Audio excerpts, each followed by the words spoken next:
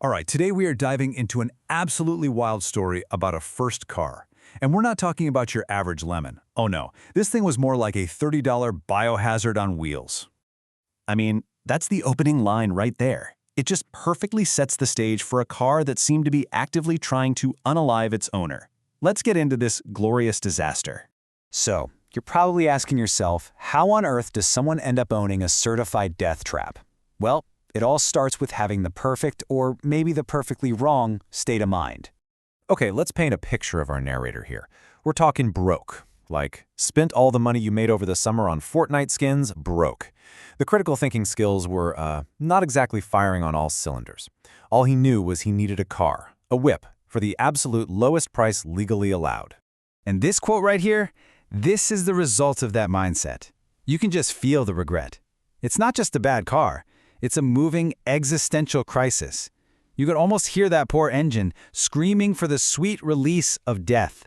So how does a deal this bad even happen? Well, it begins with a transaction that feels less like a car sale and more like accepting a dare you know you're going to regret.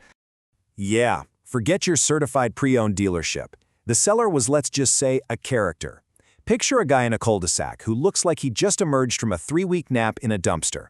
That's who you're buying this magnificent machine from. And the price for this rust bucket? Get this, $30. Not $3,000, not $300, $30.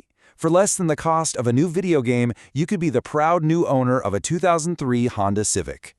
So, what exactly does your $30 get you? Well, you get the car, which is mostly rust. And you also get one half-eaten kebab. I have so many questions about the kebab. Was it part of the deal? A free bonus? We'll never know. But it really completes the picture, doesn't it? All right, so he's got the keys and the kebab. Now we get to the really fun part, a full tour of every single thing that was catastrophically, hilariously wrong with this car. And the car's many issues were broken down into two just beautifully named categories. First, we have the aesthetic nightmare, and then we graduate to mechanical suicide.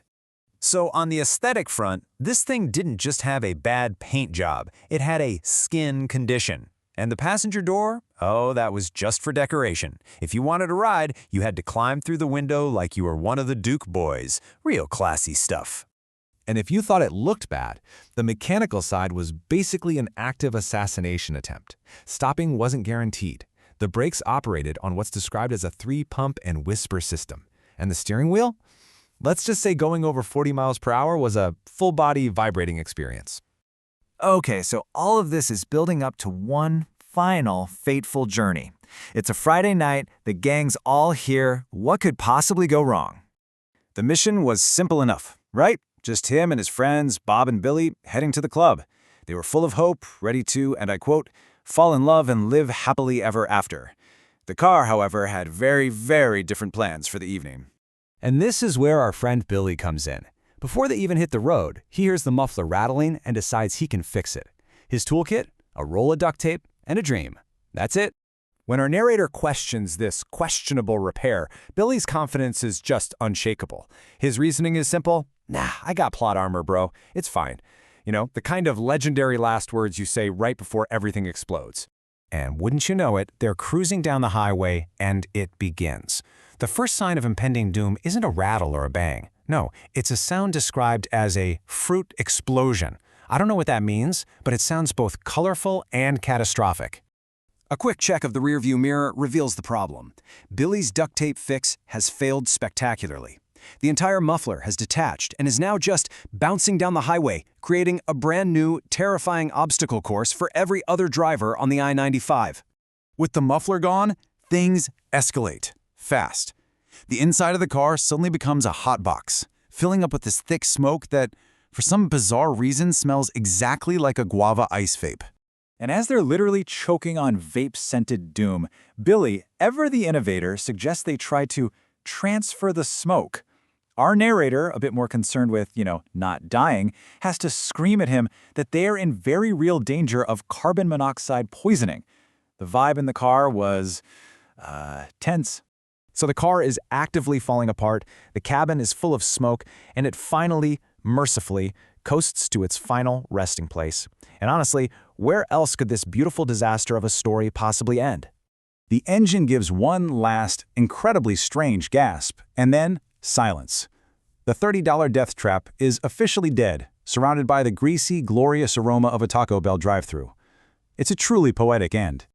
But wait, it's not over yet. As they sit there, defeated in a cloud of their own car's smoke, the Taco Bell employee leans out the window and delivers the most soul-crushing, oddly specific insult imaginable. There's just no recovering from that. So, what's the takeaway here? After a long walk home at sunrise, questioning every single life choice that led to this moment, what's the moral of our $30 story? Well, I think the lesson is pretty clear. A $30 car isn't a bargain. It's a down payment on a really, really bad night. But hey, the worst decisions always make the best stories, right? And that brings us to our question for you. Have you ever owned a car that was a true Z-tier menace to society? We want to hear your survival stories.